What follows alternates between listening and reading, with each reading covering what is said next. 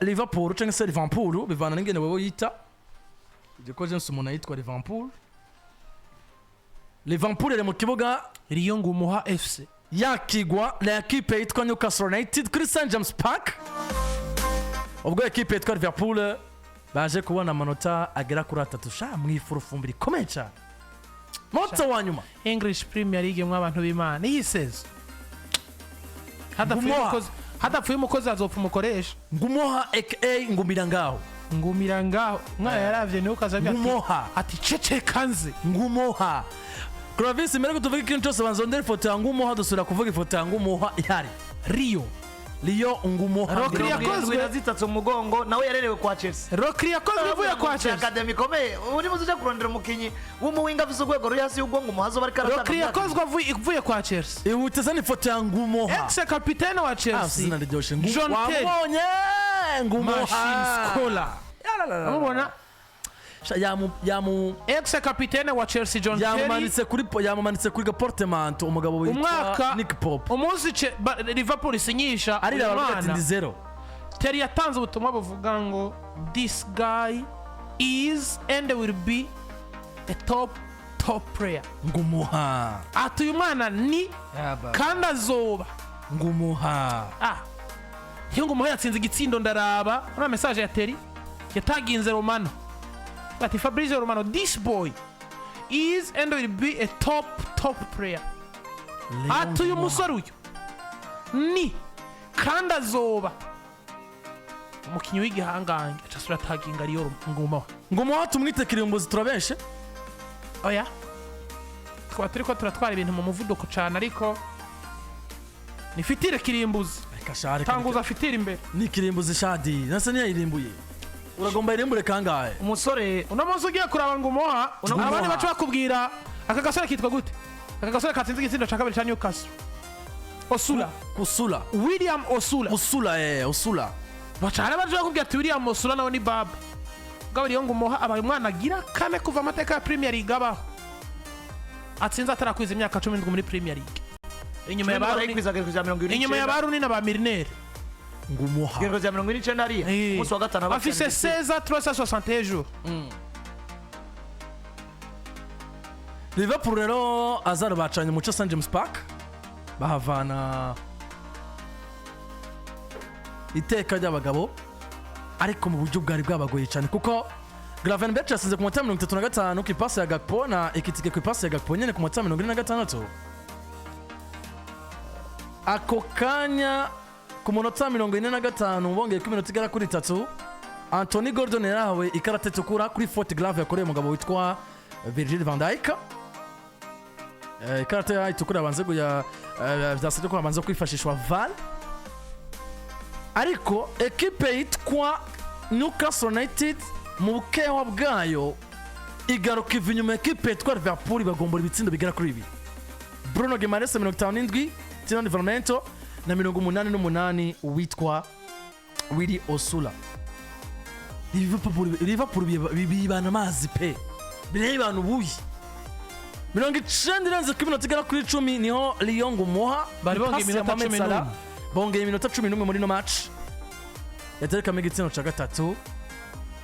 abantu bati yamara kipe y'umugabo witwa Alan Slaughter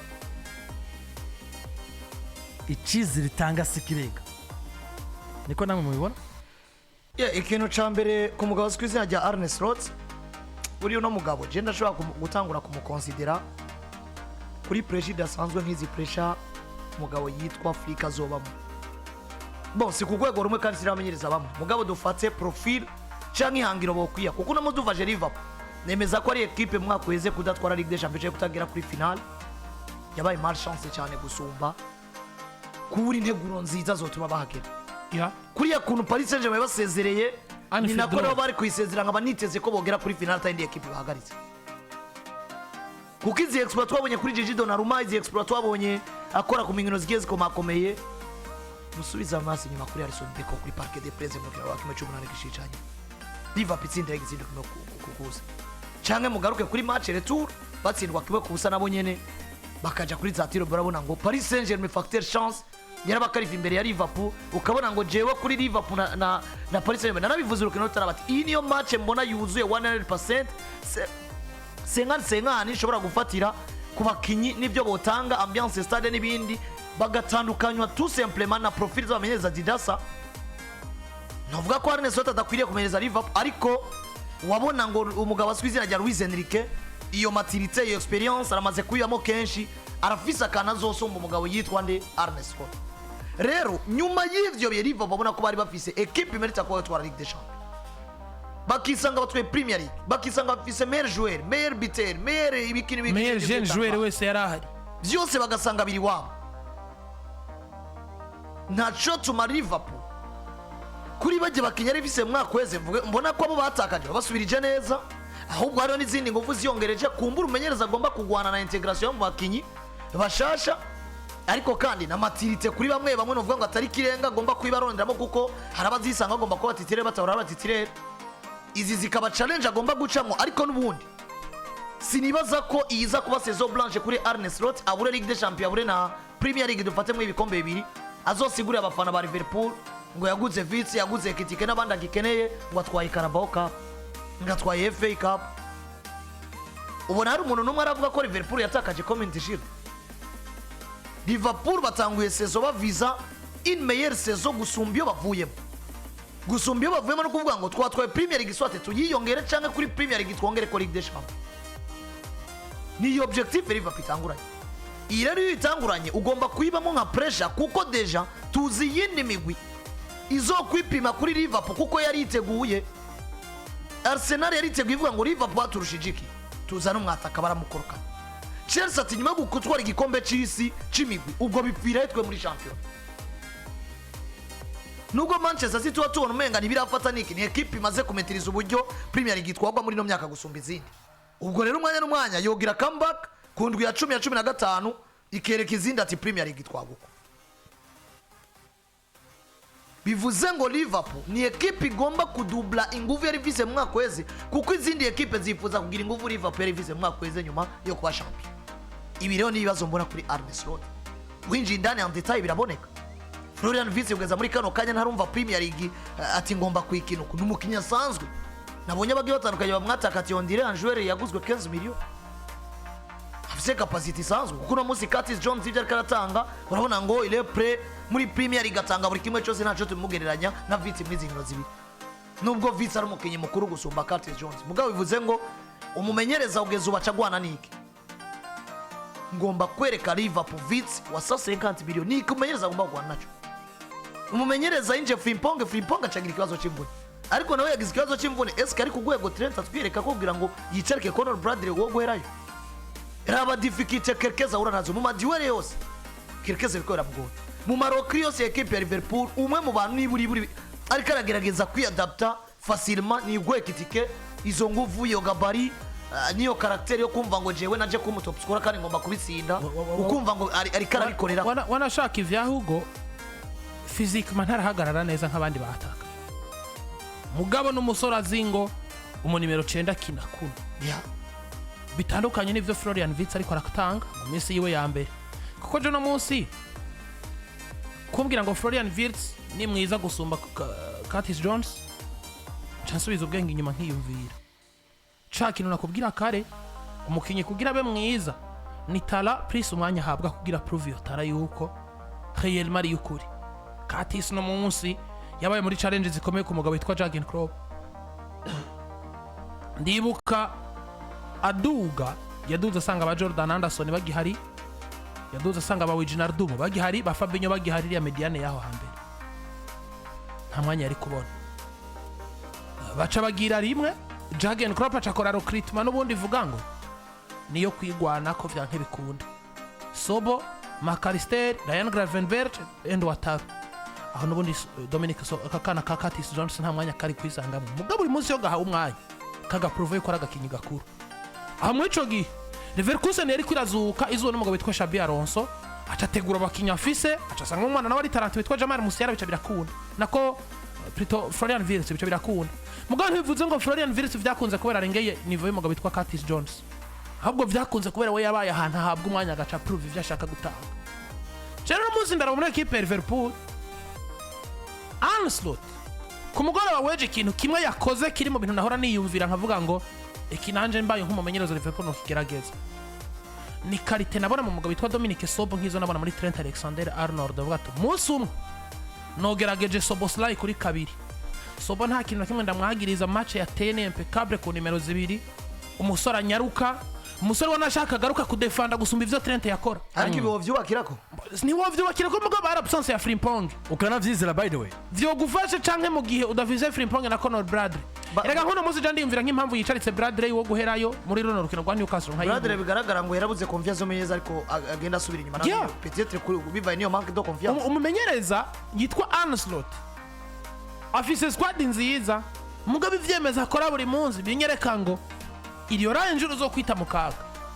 usohoye mwataka yitwa Ogoye Kitike usejemo Cody Gakpo Cody asigayemo ariko atangiki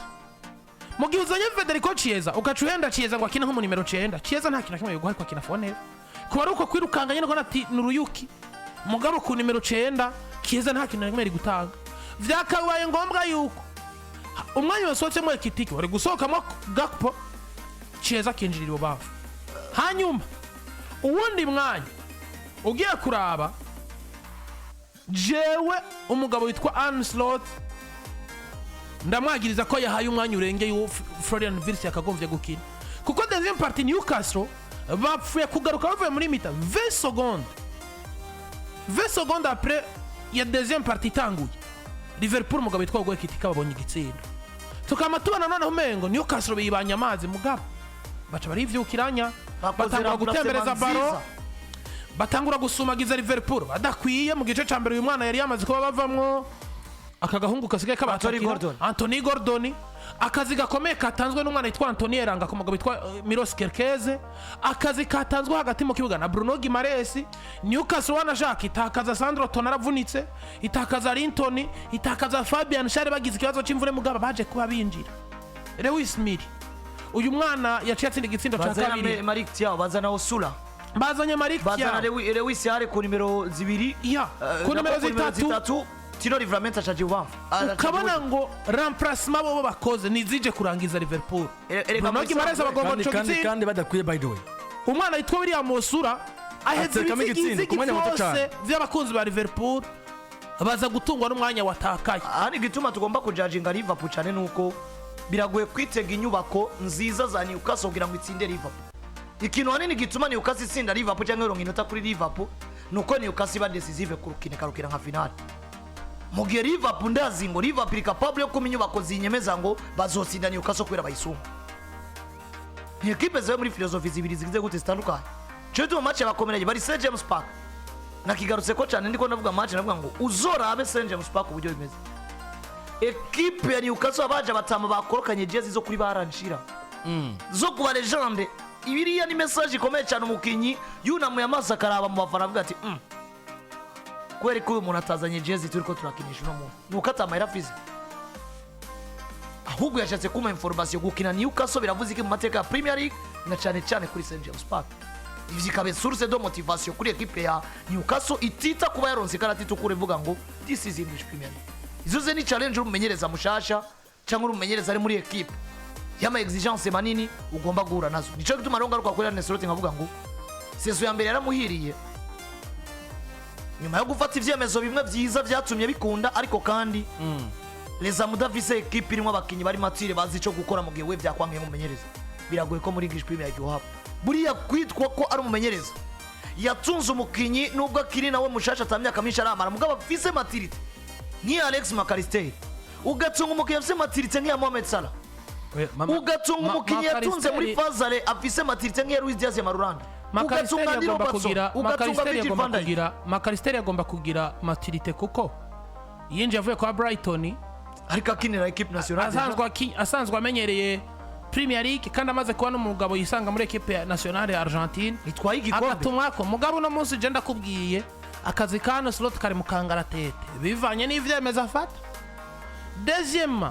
bivanye n'umugabo yitwa Ibrahima Konate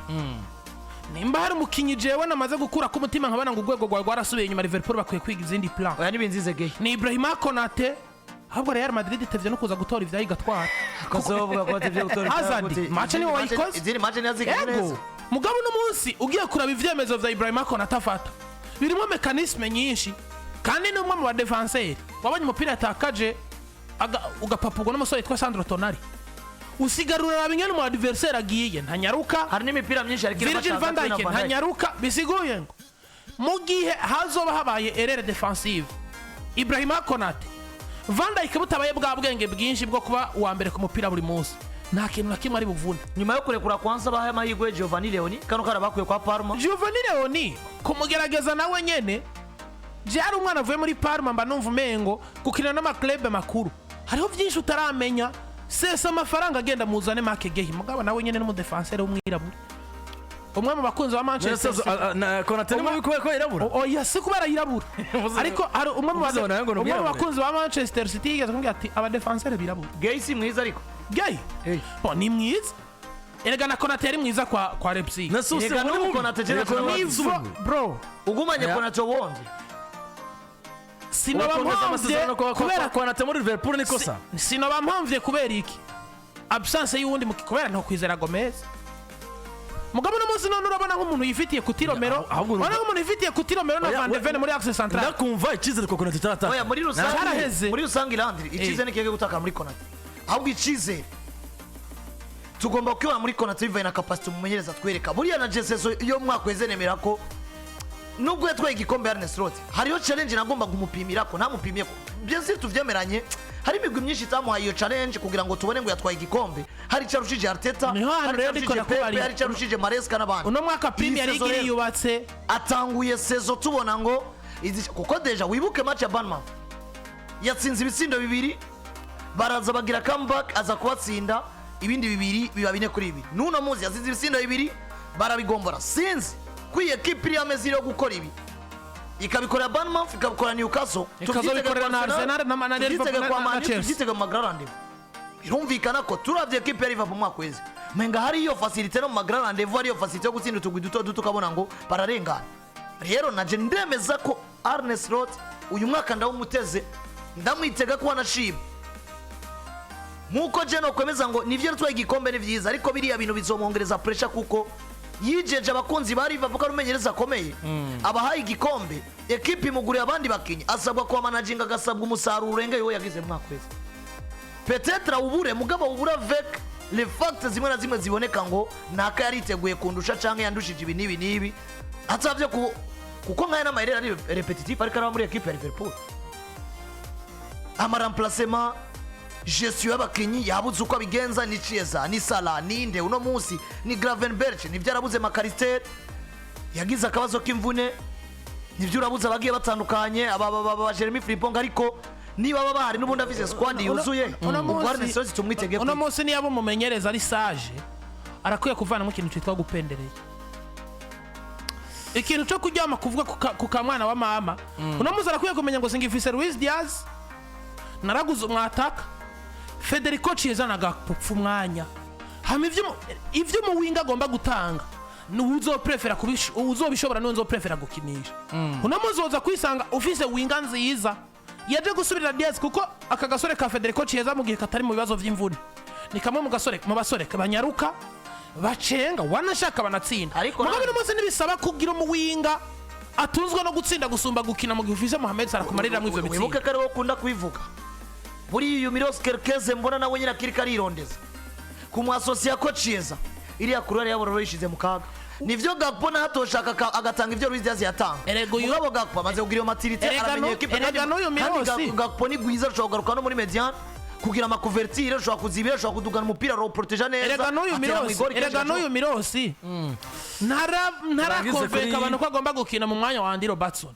ariko Robertson deja projet wirikirahera arakagenda kuko Kerkeze ni projet ibi rero bisandije nemwe mpora ndakubwira burya Van Dijk nasohoka batigeze bagura umuntu ngo amutegurirweko Liverpool izobera kubise squata ahubwo ni nkuko ukuntu Trent yinjiriye kuri Carvajal niba Robo ahari ukaba waraguze Milos Kerkeze nadugire kuri Robertson yige mugabo Robertson uwo mwanya kimuvize mu profite nko kuri kura profita Van Dijk Robertson atari mu mvune ni mwiza cyane Liverpool rero batsinze Newcastle United bigoranye 3-2 ku kibuga St James Park mbere yuko ari nabonye banafite match zikomeye by the way Liverpool Liverpool weekend muri bari playoffs kumwe na Arsenal kandi bafite Arsenal none so bateze Arsenal nivyo nuko bimeze muri equipe yitwa Arsenal urantega Max Dowman nibisanzwe nabonye postinze kuri Instagram yiwe ati Lyon Gumeho is the best kuri Instagram ya Max Dowman oya Dowman nawe n'umwana twihute cyane kuri equipe yitwa